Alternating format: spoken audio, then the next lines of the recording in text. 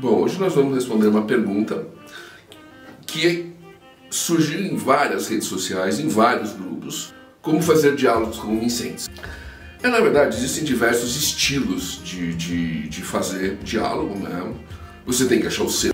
E não é porque o seu é diferente do livro que você está lendo, que o do livro é pior, o do livro é melhor, né? O seu é pior, o seu é melhor, tanto faz. O diálogo, ele funciona, para ele funcionar tem que ser como? Convincente, realista, simples, direto, útil para a história e emocionante para o leitor. Esse é um ponto interessante porque a gente termina dizendo assim: o diálogo literário tem que ser igual à fala. Não, não tem que. Não. Ele tem que fazer a história funcionar. Então, o diálogo ele tem que ser sempre evidente. Você pode dar sempre um toque ou dois para deixar mais pessoal, mas ele tem que ser sempre útil à história. Então, você não pode ter, por exemplo, eu lembro de uma vez eu fui num evento, cheguei muito cedo, né? E um outro rapaz chegou muito cedo, e nós fomos conversando até o evento começar. E durante todo esse tempo que a gente ficou, né, 45 minutos conversando, eu não perguntei o nome dele, ele não perguntou o meu nome. Nós tínhamos um elemento em comum, que era, né, o evento e o tema do evento, que no caso era RPG, né, e ficamos conversando. E eu me recordo que depois eu cheguei em casa, conversei com um cara, cheguei cedo e tal. Qual é o nome dele? Não sei. Você não sabe o nome dele? Não perguntei o nome dele, não perguntei o meu. Isso não pode acontecer na literatura. Nem essa parte do ficar horas conversando, né? E nem essa coisa de você não saber o nome. Por quê? Porque na literatura, né, você tem um personagem a mais, além dos personagens que estão conversando, que é o leitor. E o leitor precisa saber quem está falando o quê, para quem. Especialmente se tem mais de duas pessoas conversando, né? Então, o que você tem que fazer? Você tem que colocar incisos nessas conversas, né? Então, os incisos são aquelas coisas que agregam informações à cena, né? Então, o tal personagem falou, tal personagem disse, né? E para não ser repetitivo, você vai usar o nome do personagem, alguma característica que é só dele, um apelido dele. Por quê? Né? Primeiro porque seu personagem não é importante. Então, eles encontraram o policial e o policial disse isso. Você não interessa o nome do policial, você nunca mais vai ver ele na história, né? Ele foi lá e pediu uma coisa para o garçom e o garçom respondeu. Quem é o nome do garçom? Você não sabe o nome do garçom, não é interessante. Ou e isso é uma técnica muito usada no romance policial, você usa esse tipo de coisa, esse tipo de inciso, né? Você pode dar um apelido, falar da característica para esconder o vilão, o criminoso, antes do final da história, né? Então, se você fala de incisos, né? Esses incisos que são, como eu falei, eles permeiam os diálogos, colocando os diálogos na cena, né? E colocando a cena para frente.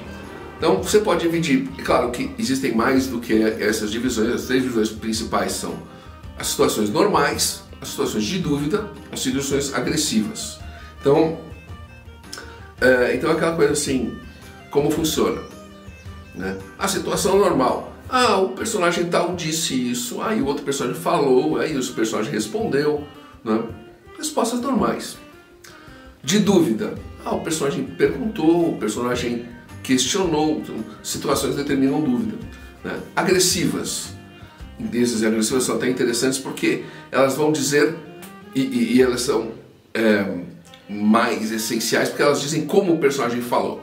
O personagem gritou, o personagem exclamou, né? Então, ele te dá uma característica do diálogo.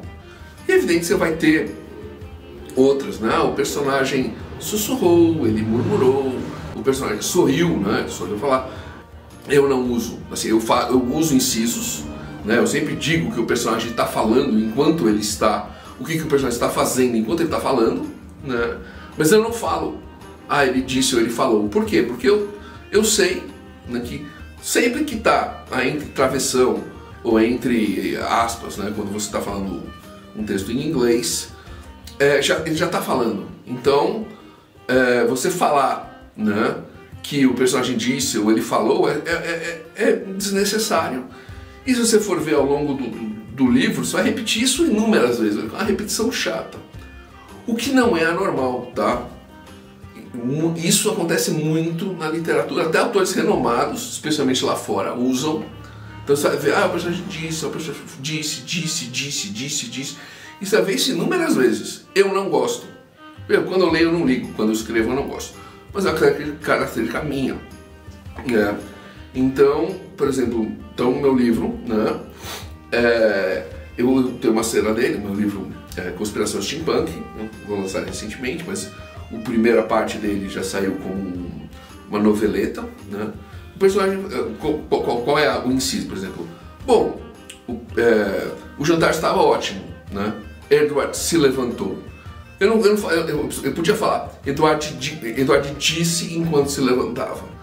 Mas se eu estou colocando entre aspas ou entre travessões, já é óbvio que ele disse. Eu não preciso falar que ele disse. Então eu simplesmente coloquei o que ele está fazendo além de falar. É uma coisa que você pode fazer, né? Ou usar, né? Ou usar só. Então se eu só usaria, ele gritou, ele sussurrou, ele murmurou, porque isso são características que você está dando à fala do personagem. Né? E esse é o inciso. E por que eu estou dizendo isso? E eu entendo porque a dúvida no assunto. Porque as cenas e os diálogos são certa história, né?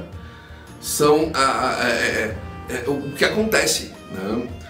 E para você perceber como a gente fala assim, mas como assim é diferente do mundo real? Como eles não falam quando não é lógico. Imagina o seguinte, e isso você pode ver muito em filme, né? Os personagens começam a falar uma coisa, a ter uma conversa quando eles estão saindo de casa, né? Aí eles continuam essa conversa quando eles estão no aeroporto. E aí o avião está pousando e eles terminam a conversa. Então, você percebe que, se for pensar na lógica da história, eles ficaram, às vezes, 6, 7, 8 horas conversando só aquilo, não. Entendeu? Eles terminaram a conversa e você falou, e o avião pousou.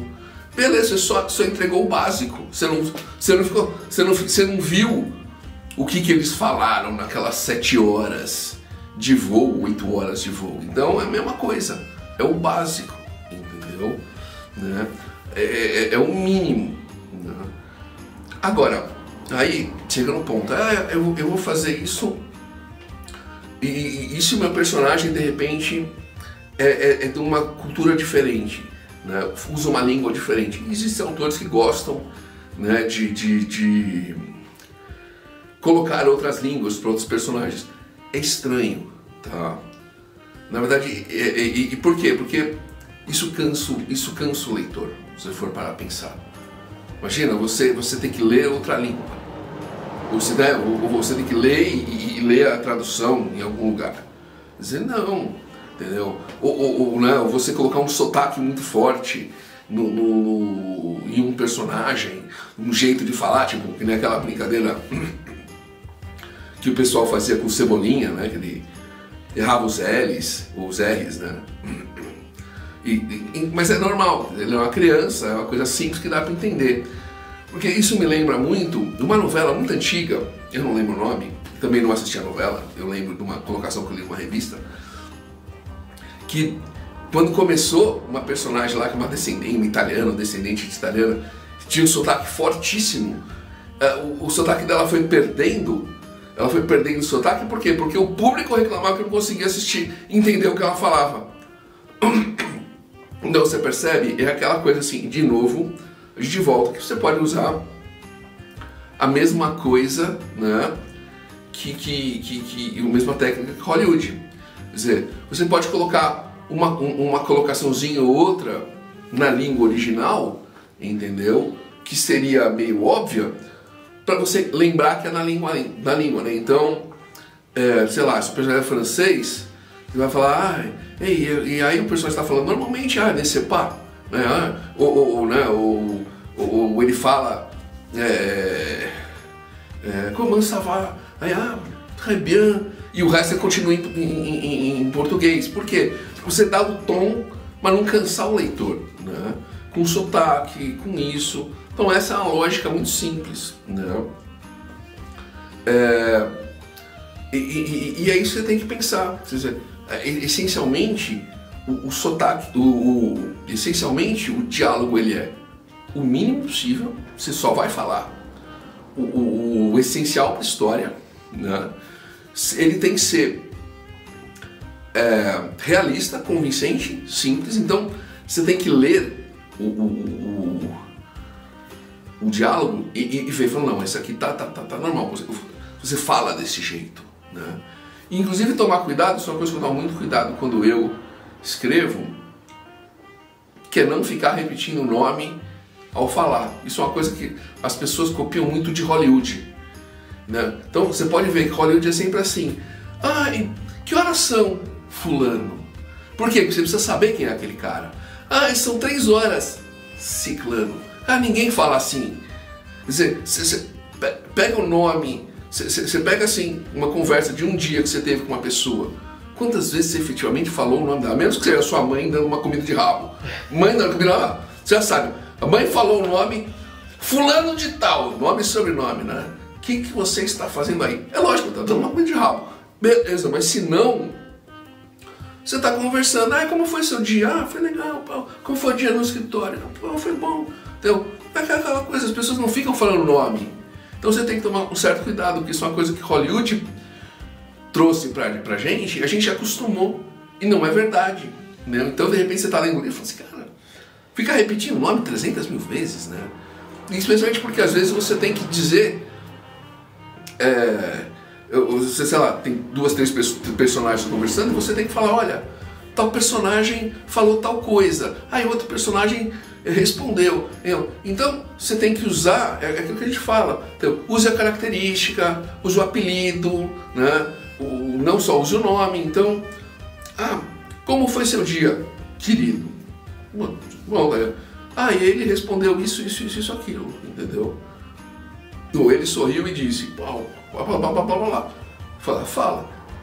Você evita ficar repetindo o nome, porque fica chato. Você precisa... Eu lembro que tinha uma regra que o nome não podia aparecer mais de 2 ou 3 vezes numa mesma página. Isso é uma regra minha, pra mim, minha história, entendeu? Você tem que criar, você tem que ler, falar assim, não, tudo bem, e leia alto, né? Aquela coisa, leia sempre alto seus diálogos.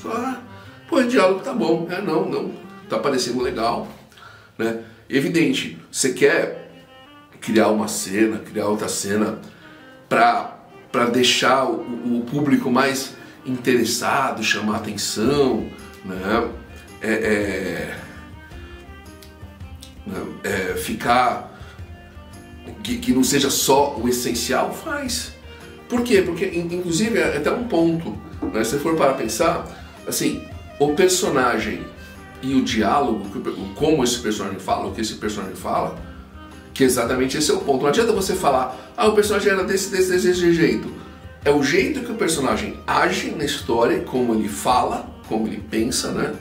Que vão criar a empatia. Então, se for para pensar, por exemplo, no Sobre Ossos, da Leigh Bardugo, né?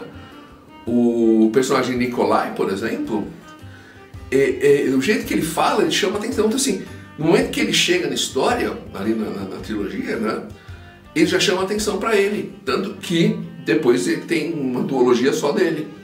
Né? Por quê? Porque ele é um personagem que os leitores gostaram. O jeito que ele fala, como ele faz, como ele age. Então, e isso tudo aparece o quê? Na cena determinada pelos diálogos, né?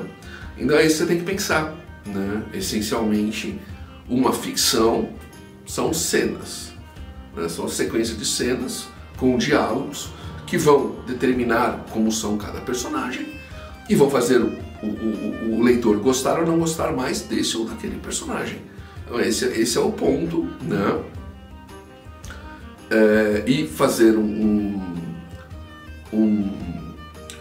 diálogo, né, correto, pô, é essencial, entendeu? Mas lembrando que ele tem que ser direto, ele tem que ser simples, ele tem que ser realista. Não adianta, eu lembro um livro que eu li, né, que o autor resolveu fazer uma referência ao espiritismo, então de repente o personagem fala assim, porque o cara fala no livro XYZ, e começa a falar assim, um quarto de página. Se você imagina um quarto de página, começa a ler, leia, né? Nossa, o cara soltou isso de cabeça, né? Quer dizer, ninguém sabe isso de cabeça do livro, entendeu? Então, é uma fala falsa, entendeu?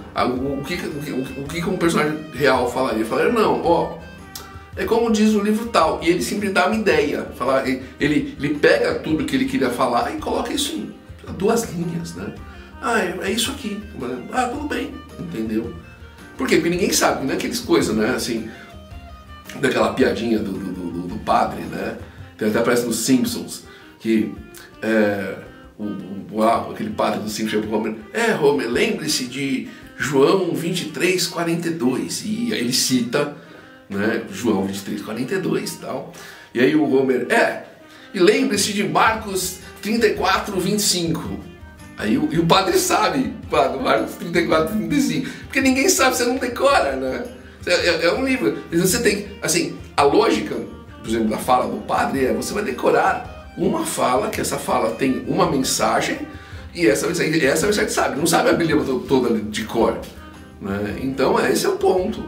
Às vezes, o diálogo tem que ser lógico, né? Tem que ser como você falaria, mas de uma maneira simples, direta, que seja útil à história e emocionante ao leitor, né?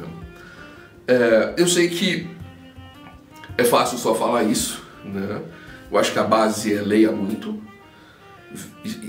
veja os estilos que interessam, incorpore os que você gosta ao seu estilo de escrita, né? Esqueça o resto, não posso falar nada. Pesquise, né? Pesquise muito. A nossa ideia é sempre dar uma base para que você comece a fazer a sua pesquisa, né? E siga em frente escrevendo. Eu acho que só escrevendo você vai melhorar o seu estilo. Eu acho que por hoje é só. Espero que você tenha gostado, né? Se você gostou, deixa um like. Comenta alguma curiosidade que você tenha em relação a algum livro que você tenha lido, ou sua história, alguma coisa, algum detalhe de um diálogo seu, né? Repassa para um amigo escritor que esteja com dúvida em relação a como escrever um diálogo convincente, né? Nos siga aqui no YouTube, nas demais redes sociais, sempre colocando vídeo, texto, falando sobre o mercado, né? Respondendo perguntas. Inclusive, se você tiver alguma pergunta, pode deixar ela aqui. A gente vai sempre ver e responder, né? E até a próxima.